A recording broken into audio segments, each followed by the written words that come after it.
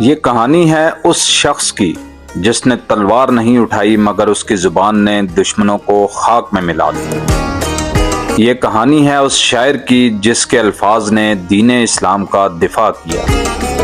یہ کہانی ہے حسان بن ثابت رضی اللہ تعالیٰ عنہ۔ مدینہ منورہ میں قبیلہ خزرج کے ایک گھرانے میں حسان بن ثابت نے آنکھ کھولی۔ یہ وہ زمانہ تھا جب عرب میں شاعری کو ایک عظیم مقام حاصل تھا۔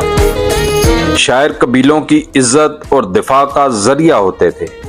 کم عمری میں ہی حسان کی شاعری کی شہرت پورے عرب میں پھیل گئی۔ ان کے قصیدے غسانی بادشاہوں کے دربار تک پہنچے۔ بادشاہ ان کی تعریف میں مال و انعام دیتے۔ حسان اس وقت کے سب سے بڑے شاعروں میں شمار ہوتے تھے، لیکن ابھی ان کی زندگی کا سب سے بڑا باب لکھا جانا باقی تھا۔ جب رسول اللہ صلی اللہ علیہ وآلہ وسلم مکہ سے ہجرت کر کے مدینہ تشریف لائے تب پوری فضا ہی بدل گئی۔ حسان بن ثابت نے اپنے قبیلے کے دیگر انصار کی طرح اسلام قبول کیا، مگر حسان کے لیے یہ صرف ایمان لانے کا واقعہ نہیں تھا، یہ ان کی زندگی کے مقصد کا تعین تھا۔ قریش اور دیگر دشمن قبائل کے شاعر اسلام اور مسلمانوں کے خلاف ہجوم کہتے، الفاظ سے زہر پھیلاتے۔ یہ صرف شاعری نہیں تھی، یہ نفسیاتی جنگ تھی، اور رسول اللہ صلی اللہ علیہ وسلم جانتے تھے کہ اس جنگ کا جواب کس کے پاس ہے۔ آپ صلی اللہ علیہ وسلم حسان کو بلاتے اور فرماتے، جواب دو۔ حسان عبداللہ بن رواحہ اور کعبہ بن مالک رضی اللہ تعالیٰ عنہ کے ساتھ شعرائے رسول صلی اللہ علیہ وآلہ وسلم کہلائے۔ تینوں نے اپنی زبان کو ہتھیار بنایا، مگر حسان کا اسلوب سب سے تیز اور سب سے مؤثر سمجھا جاتا تھا۔ حضرت حسان رضی اللہ تعالیٰ عنہ عمر رسیدہ تھے، اس لیے میدان جنگ میں براہ راست شریک نہیں ہوتے، مگر ان کا جہاد کم نہیں تھا۔ ان کی زبان نے وہ کام کیا جو ہزاروں تلواریں نہ کر سکیں۔ مگر یہ کہانی صرف فتح کی نہیں، یہ ایک انسان کی کہانی ہے، اپنی تمام تر خوبیوں اور کمزوریوں کے ساتھ۔ واقعہ وقت میں جب حضرت عائشہ رضی اللہ تعالیٰ عنہ پر بہتان لگایا گیا، حضرت حسان بھی ان لوگوں میں شامل ہو گئے جنہوں نے یہ بات آگے پھیلائی۔ جب اللہ تعالیٰ نے قرآن میں ان کی برات نازل فرمائی تو حسان رضی اللہ تعالیٰ عنہ کو اس غلطی کی سزا ملی، مگر حسان رضی اللہ تعالیٰ عنہ نے ندامت کے ساتھ توبہ کی اور بعد میں خود حضرت عائشہ رضی اللہ تعالیٰ عنہ کی تعریف میں اشعار کہے۔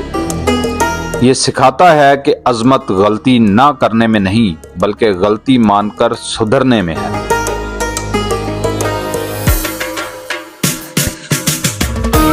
سالوں بعد وہ دن آیا جس کا خوف ہر مسلمان کے دل میں تھا۔ رسول اللہ صلی اللہ علیہ وآلہ وسلم اس دنیا سے رخصت ہو گئے۔ مدینہ کی گلیوں میں ایسا سناٹا چھا گیا جیسے زمین نے سانس لینا چھوڑ دیا۔ حسان جس کی زبان نے ہزاروں دشمنوں کو خاموش کیا تھا، آج خود الفاظ ڈھونڈ رہے تھے، مگر اس بار دشمن کے لیے نہیں، اپنے سب سے پیارے کے غم میں۔ انہوں نے اپنی زندگی کا سب سے دردناک مرثیہ لکھا۔ نبی کریم صلی اللہ علیہ وآلہ وسلم کے لیے ہر لفظ میں آنسو تھے، ہر سطر میں چاہت۔ حسان کا کلام بعد میں دیوان حسان بن ثابت کی صورت میں جمع کیا گیا، جو آج بھی عربی ادب اور اسلامی تاریخ کا انمول خزانہ ہے۔ حسان بن ثابت نے تقریباً 120 سال کی عمر پائی، آدھی زمانہ جاہلیت میں اور آدھی اسلام کی خدمت میں۔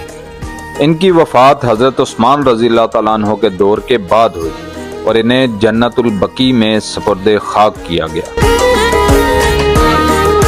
حسان بن ثابت شاعر رسول صلی اللہ علیہ وآلہ وسلم ایک ایسا ہیرو جس نے ثابت کیا کہ الفاظ بھی تلوار سے زیادہ طاقتور ہو سکتے ہیں جب وہ سچائی اور محبت کے ساتھ بولے جائیں۔ ان کی زبان خاموش ہو گئی مگر ان کا پیغام قیامت تک زندہ رہے گا۔